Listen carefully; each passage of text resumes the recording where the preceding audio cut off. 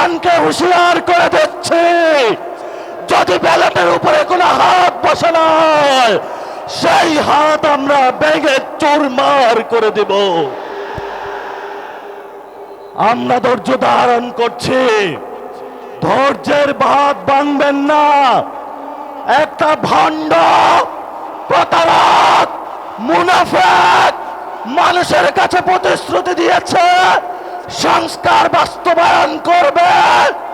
এখন সে মুনাফিক চরিত্র ধারণ করে জনগণের সাথে গাদ্দারি করছে। সীমান্তে হত্যা হয়, উনি বলে সবার আগে বাংলাদেশ, বলে জাতীয়তাবাদী, এটা ভুয়া জাতীয়তাবাদী। সীমান্তে হত্যা হবে, কোন জাতীয়তাবাদী বসে থাকবে এমন জাতীয়তাবাদী বাংলাদেশে প্রয়োজন নাই। আসসালামু আলাইকুম প্রিয় রাজশাহীবাসী, কেমন আছেন?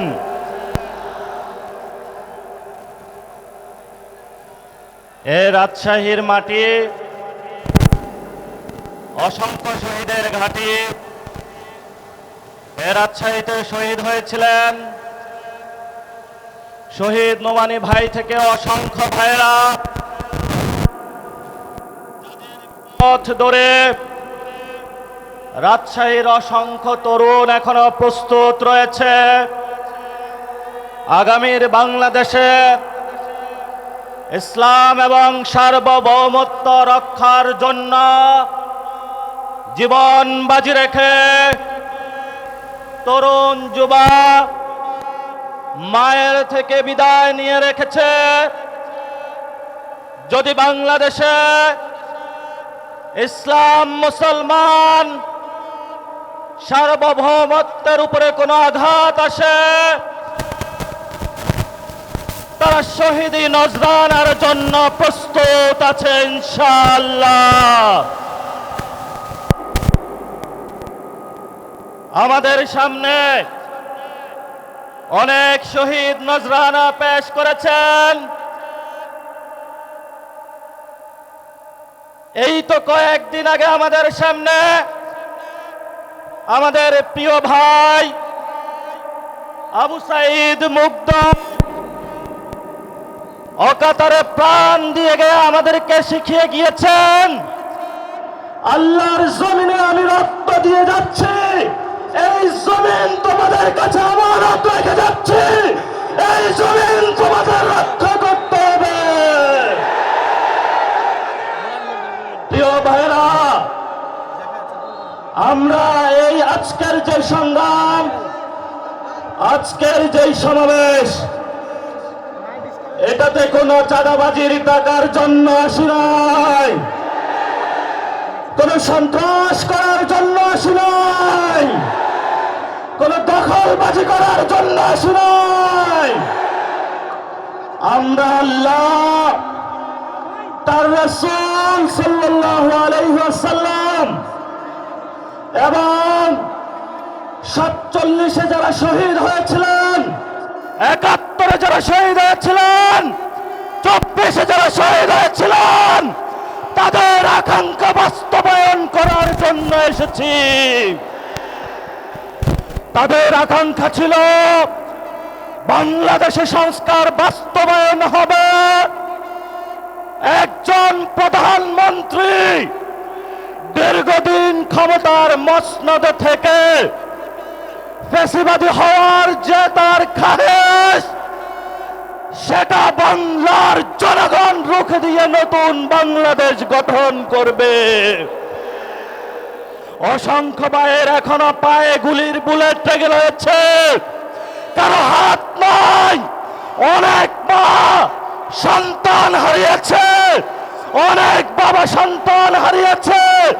রাজশাহীর অলি গলিতে, মাঠে প্রান্তরে শহীদের রক্ত এখনো সাক্ষী দিচ্ছে বাংলার মানুষকে নির্যাতন করা হয়েছে। এই ইলেকশনে আমাদেরকে ভোট চুরি করা হয়েছে। আমরা বাংলাদেশের স্বার্থের জন্য চুপ থেকেছি, কিন্তু আগামী লোকাল গভর্নমেন্টে শহীদ জিয়ার সন্তান তারেক রহমানকে হুঁশিয়ার করে দিচ্ছে, যদি ব্যালটের উপরে কোনো হাত বসে না, হয় সেই হাত আমরা ভেঙে চুরমার করে দেব। আমরা ধৈর্য ধারণ করছি, ধৈর্যের বাঁধ ভাঙবেন না। একটা ভণ্ড প্রতারক মুনাফিক মানুষের কাছে প্রতিশ্রুতি দিয়েছে সংস্কার বাস্তবায়ন করবে, এখন সে মুনাফিকি চরিত্র ধারণ করে জনগণের সাথে গাদ্দারি করছে। আমরা অতীতে অনেক গাদ্দারদেরকে শাস্তি দিয়েছি। ইনশাআল্লাহ বাংলার মাটিতে যদি গণভোট বাস্তবায়ন না হয়, সংস্কার বাস্তবায়ন না হয়, বাংলার মাটিতে এদের বিচার হবেই হবে ইনশাআল্লাহ। শেষ কথা যেটা, পশ্চিমবঙ্গে গেরুয়া পতাকা এসেছে, আমরা এখানে আছি ইনশাআল্লাহ প্রস্তুত। সবাই প্রস্তুত আছেন? হাত তুলে সবাই দেখান, সবাই প্রস্তুত আছেন?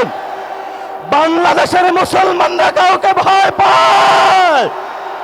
আমরা কাকে ভয় পাই? আমরা একমাত্র আল্লাহকে ছাড়া কাউকে ভয় পাই না।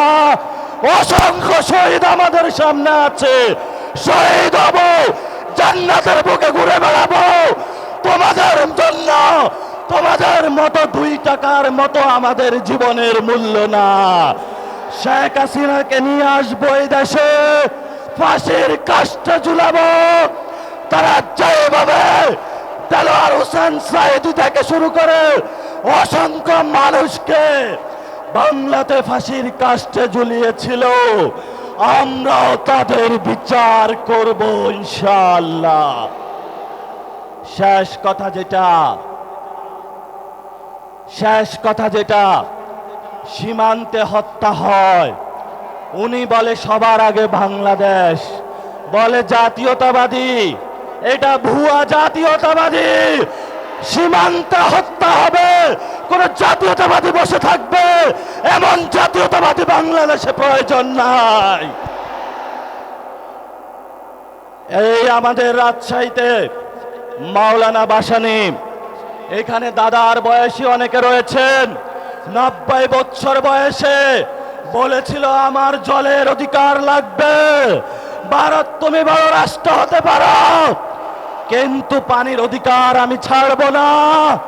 আজকে ফারাক্কার ঐতিহাসিক দিবসে পানির অধিকার, সীমান্ত হত্যা বন্ধ, গণভোটের রায় বাস্তবায়ন, মানুষের বিদ্যুৎ গ্যাসের চাহিদা এবং শেখ হাসিনার বিচারের দাবিতে আপনারা যে ঐক্যবদ্ধ সংগ্রাম শুরু করেছেন, রাজপথে পার্লামেন্ট থেকে এখানে সংগ্রাম গড়িয়েছে, এই আজাদির সংগ্রাম চলবে।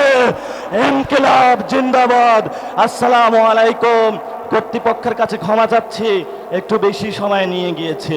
আসসালামু আলাইকুম।